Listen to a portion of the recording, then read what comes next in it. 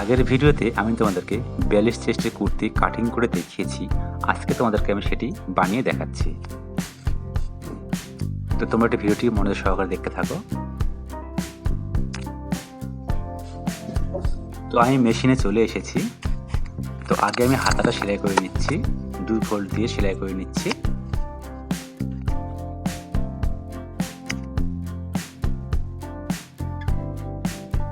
এবারে আসি আমি পেছন পার্টে।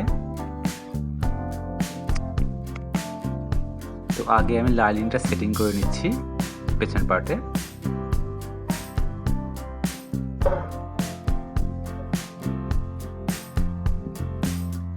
তো লাইন লাগানোর সময় নিচটা ঠিক এইভাবে মুড়ে দিয়ে সেলাইটা একবার দিয়ে নিতে হবে।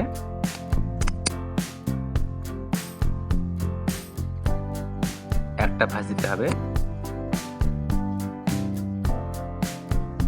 তো লাইন লাগানো আমার হয়ে গেছে। এবারে আমি গলা কাটবো।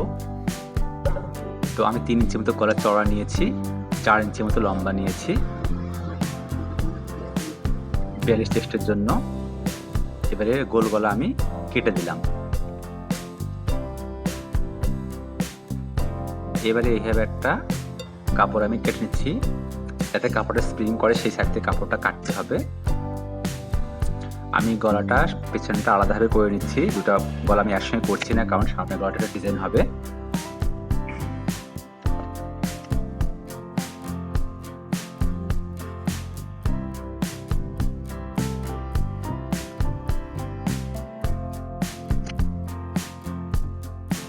তারপরে এই মুড়ি একটা আমি সেলাই দিচ্ছি।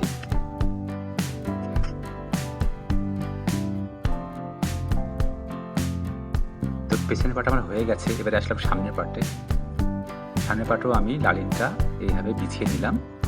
যেহেতু আমি বলেছি গলার ডিজাইন হবে, তাই এক্সট্রা একটা কাপড় আমি নিলাম। বক্রম নিলেও হবে, তো বক্রম আমি করি না, আমার এইভাবে কাপড়ে করতে বেশি সুবিধা মনে হয়। তো এটাকে আমি আগে উপরে এইভাবে একটু জোড়া দিয়ে নিচ্ছি হালকা, পরে এটা আমি খুলে দেব। তারপরে আমি গলা চওড়া 3 নিয়েছি, লম্বায় 5 নিলাম, গোল শেপ দিয়ে নিলাম।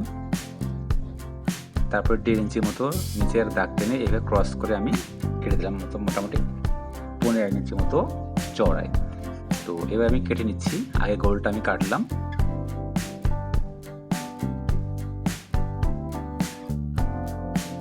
তারপর এটা আমি সেলাই দিয়ে নেব।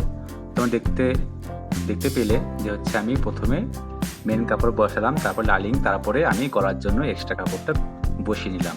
তো বুঝতে সমস্যা হলে অবশ্যই আমাকে জানাবে, আর ভিডিওটি বারবার দেখলে অবশ্যই বুঝতে পারবে।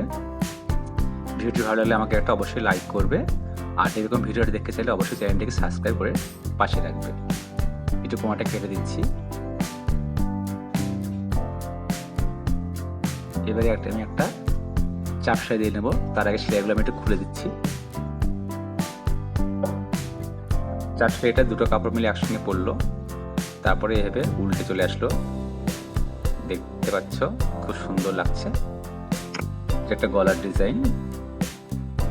এই ডিজাইনটা কুর্তিতে খুব ভালো লাগে, সবাই পছন্দ করে, তাই আমি এই ডিজাইনটা দিলাম।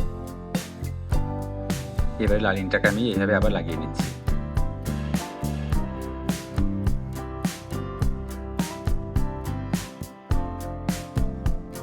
এই সেলাইটা যেটা দিচ্ছি আমি, এটা যে আমি কোমরে হিপ লাইনে যে আমি হাফ ইঞ্চি দাগ করেছিলাম, সেই দাগটা এইভাবে সেলাই করতে হয়।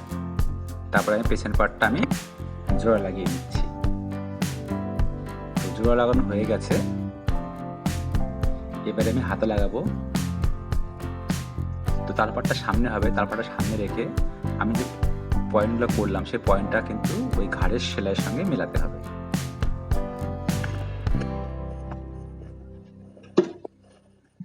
পয়েন্টটা আমার মিলে গেছে। অবশ্যই পয়েন্টটা মিলাতে হবে, পয়েন্ট না মিলালে ফিনিশিং ভালো আসে না।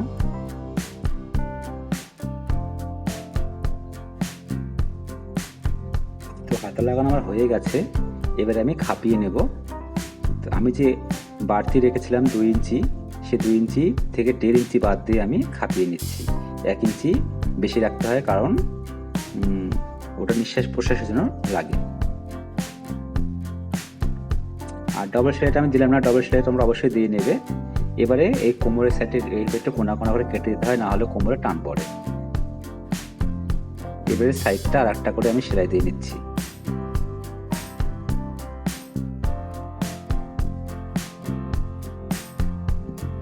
ভিডিওটি ভালো লাগলে অবশ্যই লাইক করবে,